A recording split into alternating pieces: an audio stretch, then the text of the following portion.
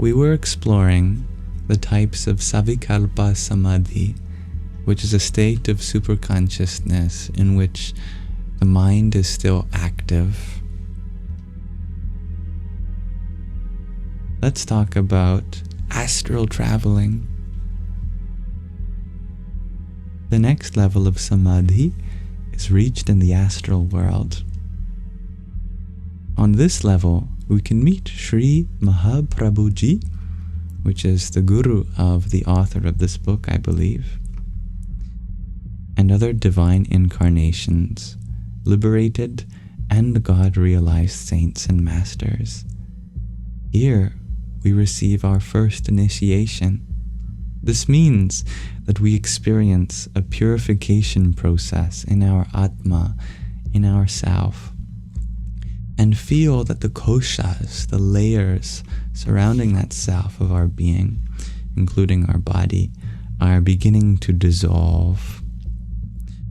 We arrive in the pure divine light that saturates the Atma. In line with our faith and the image of the divine that we carry within us, each of us has different visions and experiences in Samadhi. Though, generally, it means that we have reached a heavenly sphere where we are joyfully welcomed. This is the second, or divine Maya, which is a beautiful word in Sanskrit referring to material existence. Here, we can have many beautiful experiences. We meet the divine masters and return again to the quote-unquote normal world with wisdom and knowledge. Savikalpa Samadhi brings us wonderful heavenly experiences. Afterwards, we can almost become addicted to them, but gradually it becomes clear to us that we are unable to attain liberation in this way, as we are still moving in other levels of consciousness. Then we again begin to strive for realization and are finally guided to Nirvikalpa Samadhi. That is a state in which the mind is perfectly still. In Nirvikalpa Samadhi, there is pure happiness and absolute peace. In Nirvikalpa Samadhi, the Jivatma quenches its lifelong thirst for fulfillment and experiences divine, absolute, and unchanging bliss. It releases itself from the limitations of individuality and merges with the divine self, the supreme consciousness. It experiences itself as the center of the universe, as Atma, the true self, as God. There is no suffering, no pain, no problems in the divine consciousness. Everything is perfect, Purna. There are no wishes, no longing, no knower, no object, and no knowledge, neither time nor space. There is only undivided existence. The identification with the individual self and the individuality dissolves in the all-encompassing cosmic self.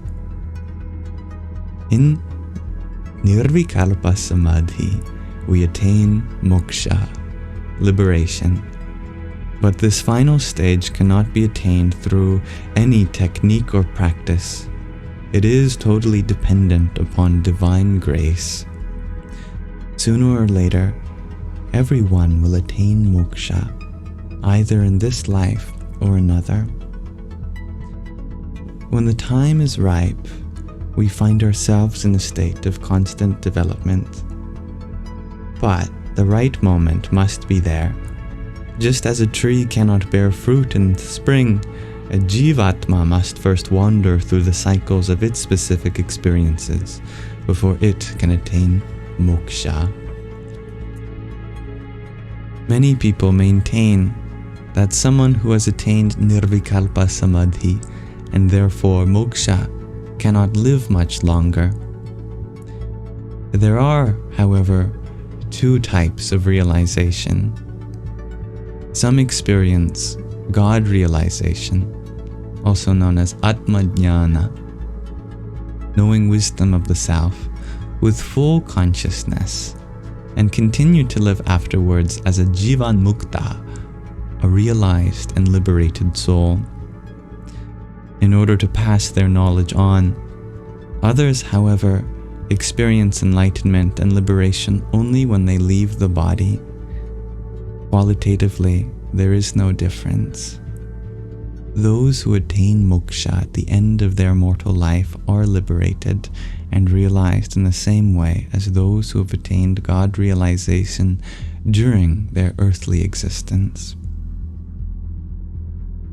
Nirvikalpa Samadhi is a state of indescribable happiness from which we no longer want to return, and from where we can see no reason whatsoever why we should come back.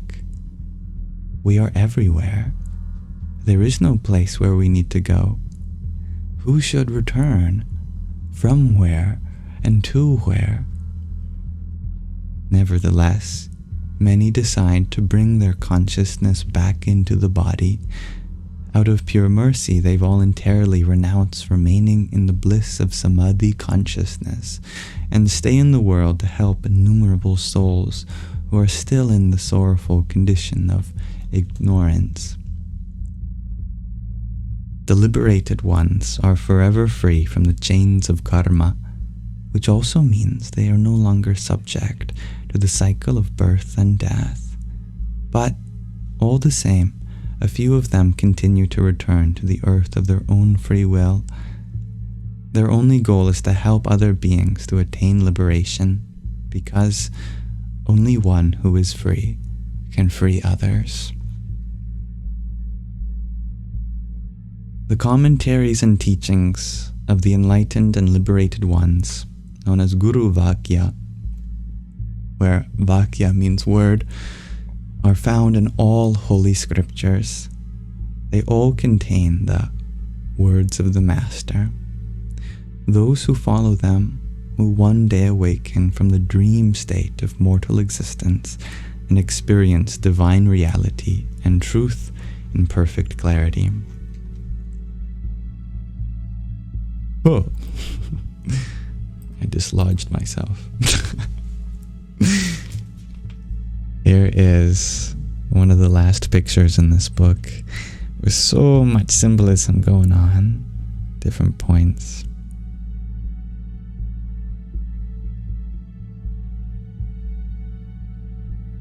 And we've practically speaking come to the end of the book now, as we've certainly concluded our chapter on Samadhi. But there is an epilogue which we can begin to read next time. So thank you very much, my dear viewers, for listening, and namaste.